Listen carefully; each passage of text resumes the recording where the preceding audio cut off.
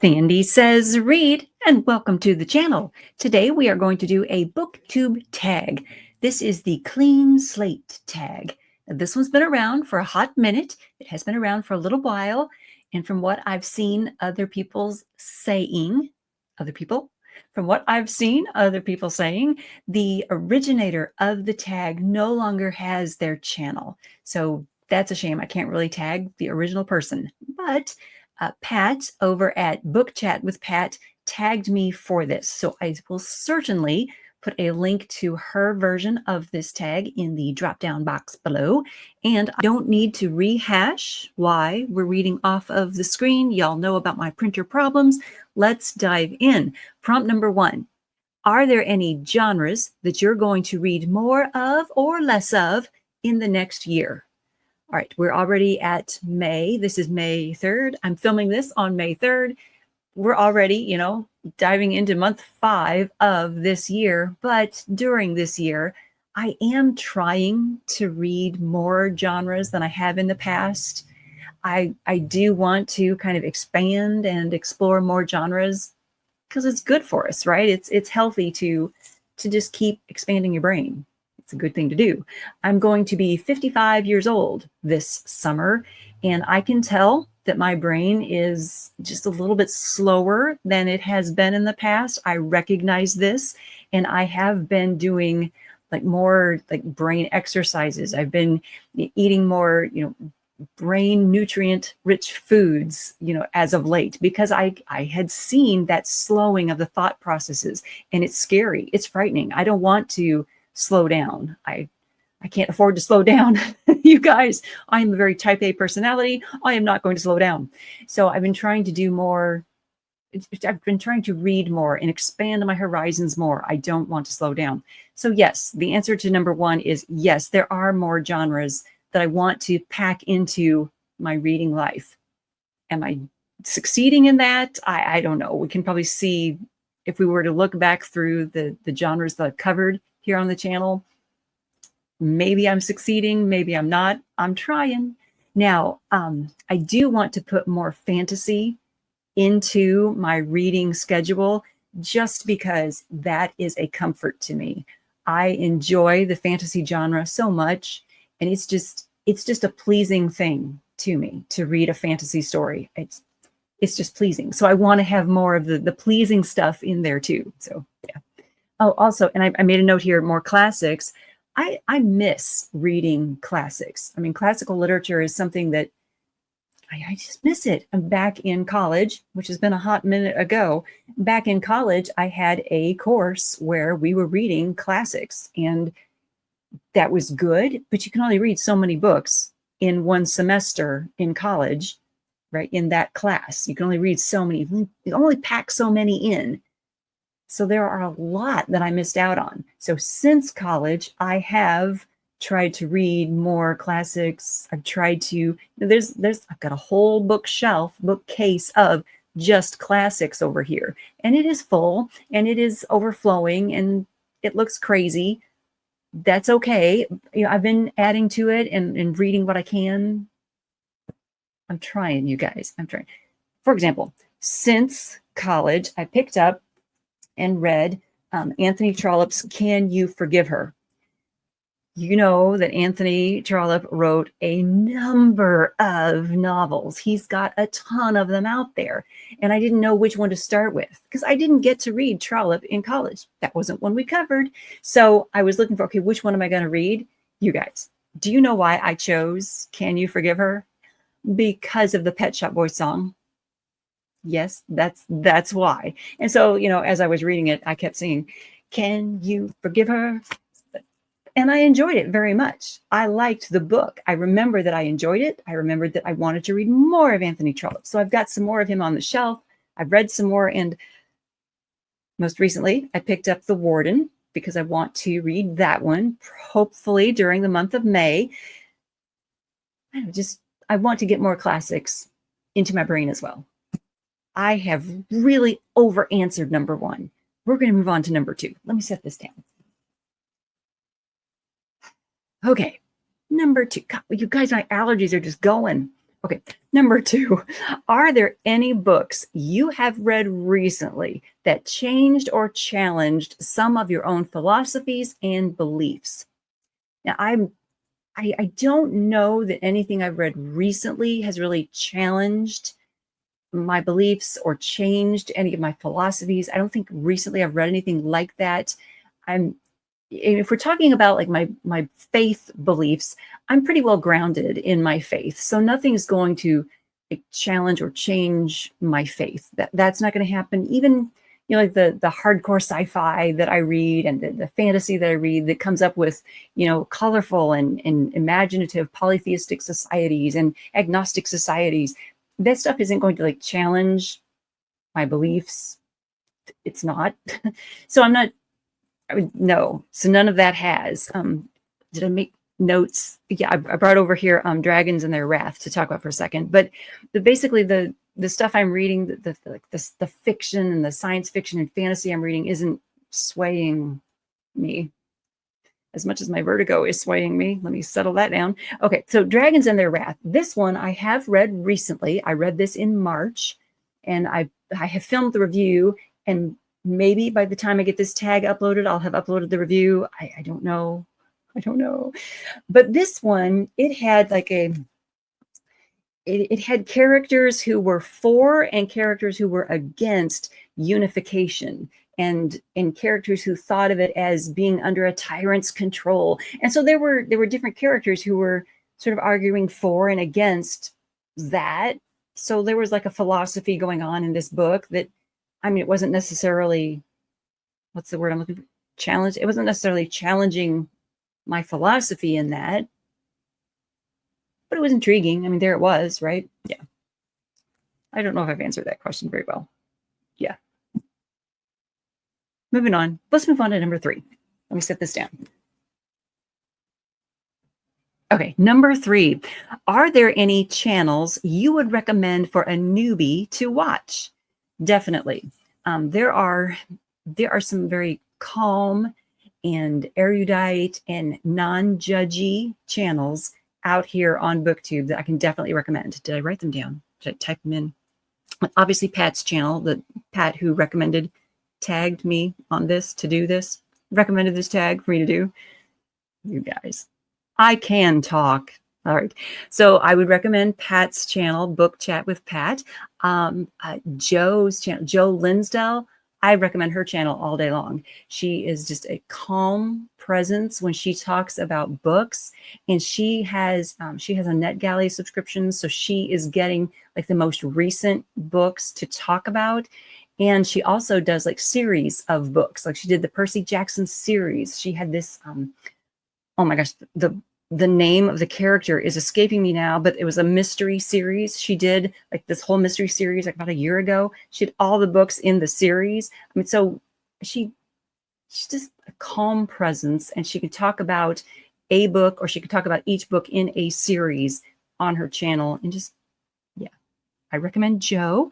Then I put down here Jim's channel at Jim's Books, Reading and Stuff. He's another one of those just calm and erudite speakers, and he talks about different types of books, different genres of books. He has done some tags. He's not doing as many Booktube tags as he used to, but he originated a number of tags that were just excellent. I can recommend Jim. And he has in the past had a weekly roundup of what was going on in the Booktube community. I really enjoyed seeing that on his channel. I haven't checked to see if he's still doing that, but it's worth looking him up and seeing if he's still doing that, because you'll see other stuff that he's doing. I can recommend Jim's channel. Also recommend Kaylee over at Luminous Libro. She has another one of those just calm channels. She's a very calm and gentle soul, and she does talk about classic books quite a bit. She does a very nice job of diving into, just doing a deep dive of a specific book and talking about it in a very intelligent manner on her channel. I appreciate that one. And then Kathy over at Enchanted Reads. She is also just a smart booktuber, but she's got a gothic vibe to her. So you can just find something that's a little bit different from these other channels that I've mentioned. over at Kathy's channel. Those are all the ones that I typed in here for you guys, though there are a ton of others out there that I follow or that I'm subscribed to here on Booktube that I didn't type in, I am not mentioning, but you guys, there are so many out there. You can do a search in the YouTube search bar. You know, YouTube is still the second largest search engine out there. You can do a search for Booktube or Booktuber and just look through what it brings up for you. And you will see there are thousands of us out there talking about books on YouTube. It's amazing. It blows my mind. All right, number 4. Do you have a book bucket list? I might not be interpreting this the same way everyone else did, but you guys, basically all the books are on my book bucket list. All the books. I have too many books on my shelves. Although one would argue you can never have too many books, but I do. I have too many books, and yet I'm still bringing in more.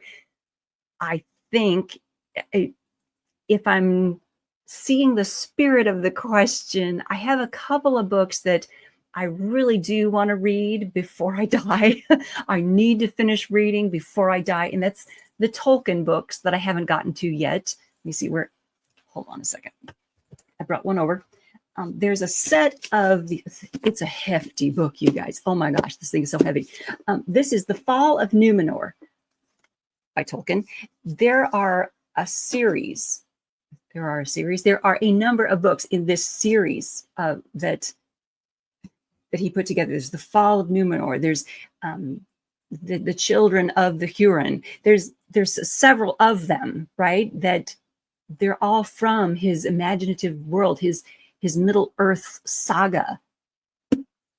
I want to read them all. And my goodness, I just need to find the time to do so. I need to take like a month-long vacation and just read books without interruption. That would be quite the treat, right? Also, I would like to, also on this like imaginary bucket list, I have a couple of books from Terry Goodkind that are after his Sword of Truth series. I read the whole Sword of Truth series, loved it, but he had a couple of books he wrote after that that are not in that fantasy world. There's The Law of Nines, and I don't know if there's probably a glare on that. I can't see it now because I can't see the screen. There's the law. I'm just going to wave it around at you. There's The Law of Nines, and then The Girl in the Moon. So I've got that one as well. Probably also a big, huge freaking glare, right? But there's The Girl in the Moon. So I've got those two that I picked them up because, Terry Goodkind is one of those authors that I will just, when I learned that he had a book out, I was like, oh my gosh, I need that. And then I just didn't get to it. So I guess those would be on my bucket list of books that I want to read. I want to read them all. Also in number 4, I've typed in here, I want to get through all of the Wilkie Collins works that are on my shelf. You guys, there's not enough time in the day for all the books that I want to read. Let's move on to number 5. What is it about Booktube that has surprised you the most? Okay, I was originally surprised that it existed. Okay, just the first thing was like, oh, what is this Booktube thing? Jo Linsdell, who I mentioned, she's the one who mentioned Booktube. We were in a session during promo day one day, and she mentioned Booktube, yada, yada, yada. I'm like, hold up. What is that? And she described this community where people talk about their book reviews on camera. And I'm like, oh my gosh, I need to get in on that. And yeah, that's I was just surprised that Booktube existed. Now let's see. Yeah. Now I was also surprised in those early days at some of the toxicity that is out there. It's a little disheartening that people can be so toxic and fussy about books and act like gatekeepers about books. That came as a bit of a surprise. I don't know why. There's trolls everywhere, right? But that was a bit of a surprise. There were people who, told me, "Hey, as an author, there's no room for you in these book review spaces. Get out." I'm like, no, I've got a degree in English. I can read. I can give my opinion about books. It's okay. So I've stuck around, and yeah, you got to kind of just ignore the naysayers sometimes. Just got to kind of put that to the side.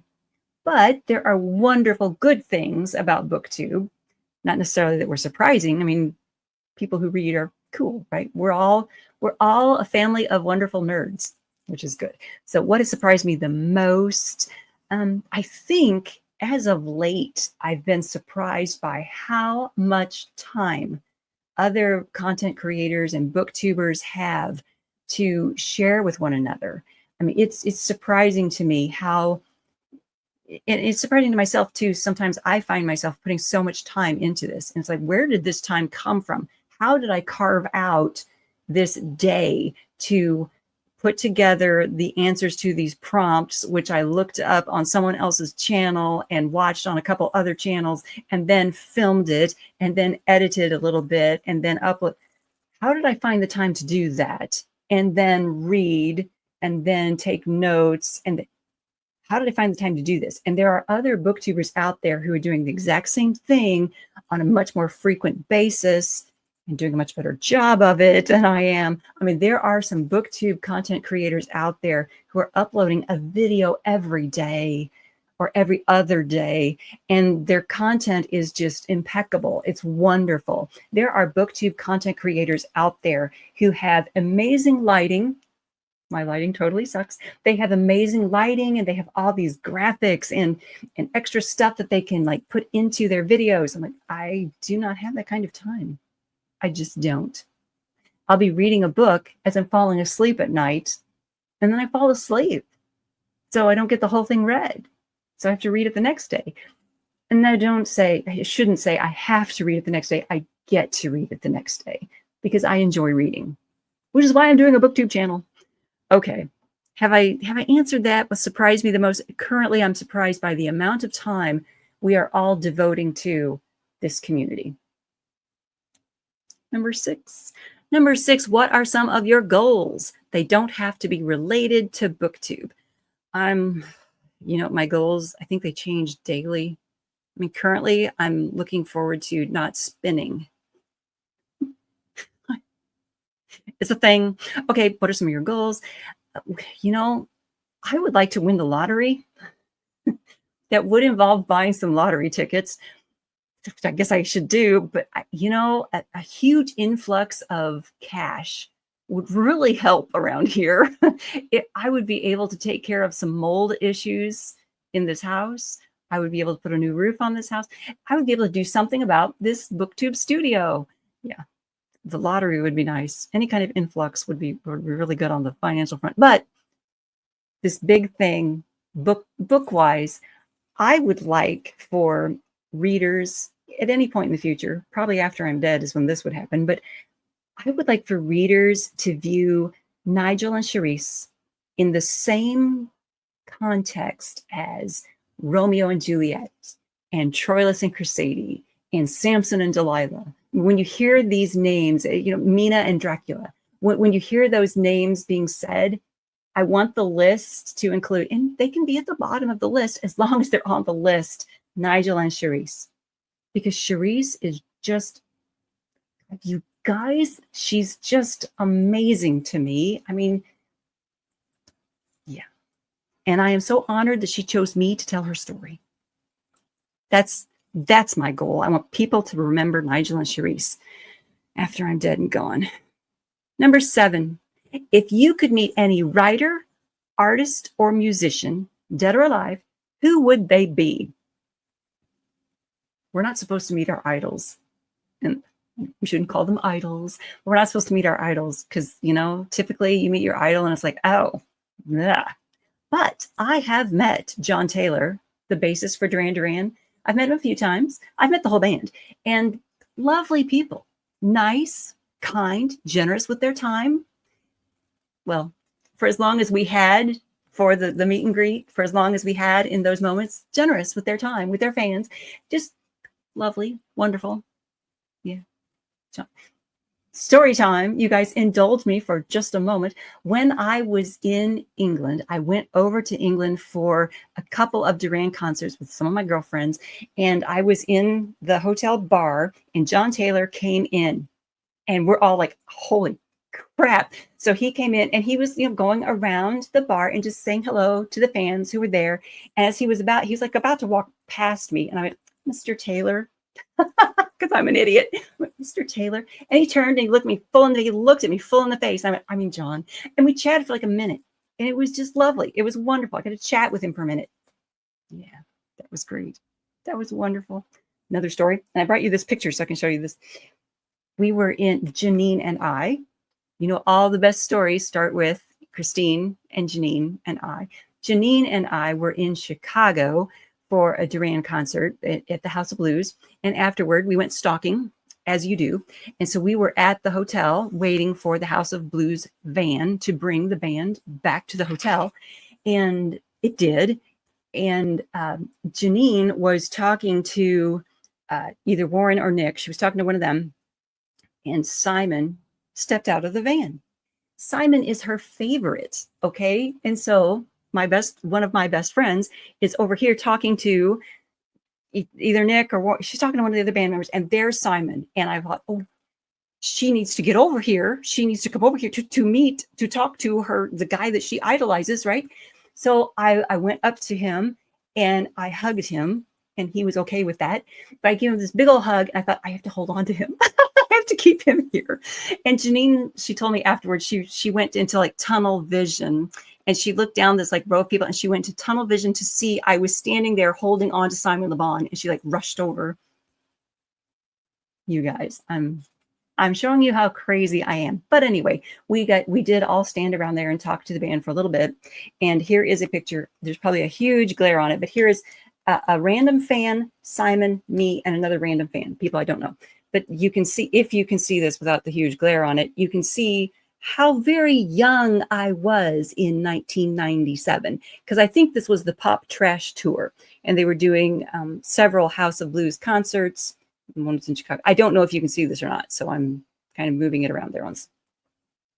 There we go. That was from that crazy one. So yes, let's see. What if you could meet any writer, artist, or musician? So yeah, I'd meet them again. That would be totally fine with me. But I also would like to, I'd like to meet Sting. And for any Duranis out there, I want to meet Sting. Yeah, okay. I'd like to meet Sting. I would like to meet Sting and tell him how his lyrics have influenced and inspired me as a writer. They just have. They just have. So many. They just have. Okay. And let's see. Is that it? Did I answer that question completely and fully? And a lot with stories that no one really wanted to hear. Number 8. Would you rather have your life written by your favorite author or be portrayed in a movie by your favorite actor or actress? And no one wants to read my life story. That boring. As for favorite actors, I've never really been big on following celebrity actors and actresses and stuff. I can't keep track of their names. I don't know who is who. I don't know. I really don't know. Although I'll tell you, right now I do interact with a couple of the Stargate actors online. Lovely people. Oh my gosh, very nice. Although the guys wouldn't portray me in a movie. Although, if Amanda Tapping would like to portray me in a movie, I would be honored. That would be lovely. I don't know what she would do with that, but she's amazing. She could probably do something great with that. Okay, number 9. What are some of the challenges you have overcome or would still like to improve in regard to your channel? Hey, you guys, I obviously need help with the lighting. Obviously, I took a course with Think Media to figure out how to improve some of the stuff for this channel, to figure out how I could grow this channel. As you can see, it didn't stick, but really, I think I screwed myself over early on. And did I talk about that in number 10? What advice would you give to someone that is thinking about deleting their YouTube channel? Boy, I would think twice before deleting your channel. I mean, if you're thinking about deleting it, okay, why? Why are you thinking about deleting all of your hard work? Now, Pat talks about on her channel, that she like she filmed and had like 1 or 2 videos her very first weekend, and then deleted her channel because she had, I mean, some trolls were really rude, mean to her. And she's like, no way, I'm not doing this. She didn't need that aggravation in her life. And so she deleted her channel after just 2 videos. Now, luckily, there were booktubers out there who were friendly and kind and helped her and helped her get past what was going on and helped her restart her channel. There are some of us out here, like myself, I've got like 500 some odd videos up now, right? It would be quite the ordeal if I were to delete it and start over a couple months from now. Back in the day, back in 2018, I had a horrible thing happen in September of 2018, and I did pause my channel. I stopped recording for the channel. I stopped uploading anything. I couldn't. Mentally, I wasn't there. I couldn't. So I paused. I took a break, and nothing was being uploaded to this channel for like 2 years. Okay. I don't know the exact time, but about 2 years. And I think that YouTube is still penalizing me for that. It is so difficult to get people to notice that I've uploaded a video today. I mean, I could upload a video this evening and it will get 4, 8 views. Okay.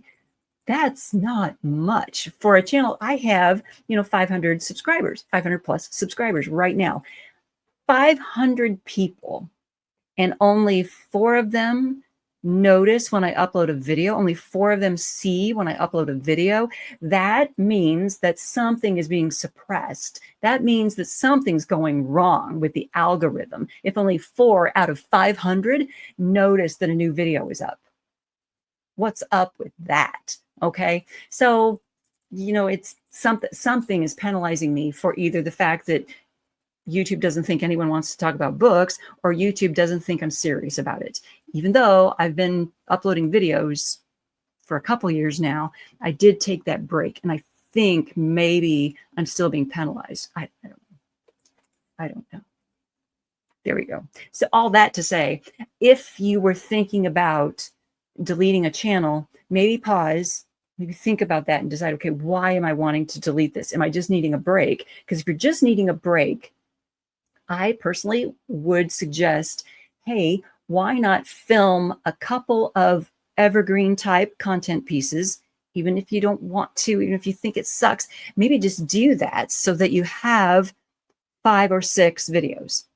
You got them in your pocket, right? Those 5 or 6 videos, and then you can upload 1 a month. And even though that's sparse, it can be consistent. It can be somewhat regular, right? So 1 a month you upload. So you've got 6 months of content. 6 months from now, maybe you think, hey, I'm in a different place in my life. Hey, my mental health has changed. Hey, this is different, and I want to do my channel again. Well, you've still got your channel. You've still got that consistency, even though it was sparse, you've still got that consistency there, and you come back to it.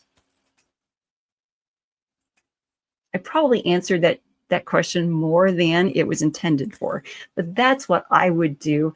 And if I had thought that way back in 2018, maybe I would have had a better return to YouTube, a better return to Booktube when I came back. But I wasn't thinking at all in 2018. All I was thinking was, I'm in pain and I'm in emotional distress and I'm sad and I don't want to do anything. I didn't want to eat. I didn't want to do anything. I certainly didn't want to read books and talk about them in front of the camera, and I wasn't going to, and I didn't. So, yeah. But I mean, everyone's got to do what's right for them. That's my advice to someone that's thinking about deleting their channel. Why are you thinking about it? And do you have the current mental capacity, the strength to plan ahead, or do you need to just shut it down? I mean, you got to do you. You got to do you. All right, guys, it says tag others. I'm not going to tag anyone because, as I mentioned at the beginning, this tag has been around for a hot minute. The clean slate tag, it has been around a little while. Some folks who are newer to Booktube have been resurrecting it. Some folks who just want to revise it or redo some of their answers have been redoing it. So I'm not going to tag anyone. If you feel led to do this tag, go for it. I will put the prompts in the drop-down box below, so you can see them in the information box. You don't have to sit through all this chaos and mayhem again. To catch the prompts, I will put them below. Is that it? Is that everything? I will also put links to the channels that I referenced in the drop-down box below, so you can go check out those other channels. I will put Pat's version of this tag in the drop-down box below. All that good stuff. Are we done? Is that everything? I've shown you all the things I had here to show you. Thumbs up for chaos and mayhem in restarting your channel with a clean slate. Thank you so much for tuning in.